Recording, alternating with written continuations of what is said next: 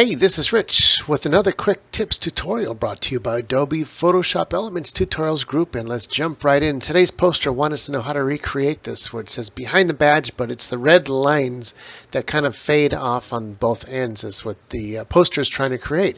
So in order to give you an example, I recreated this from scratch. So I'm going to turn that one off, turn on my background, turn on my letters, and then turn on my red bars. As you can see, they're on their own layer here on layer 2. Basically what you want to do is I'm going to make this smaller because I'm going to grab the eraser over here and make sure I turn on that layer that I'm going to erase.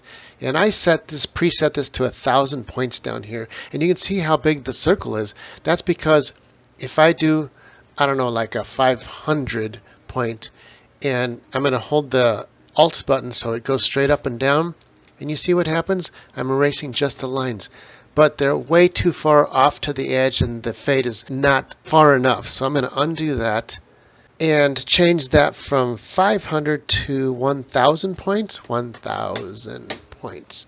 And once again, now I can start, and I'm centering the circle right on the edge of the actual picture so that the fade starts from that edge. The hardest point of the fade is going to be in the middle of the circle. So I'll start right up here and hold the Alt button and go straight up and down.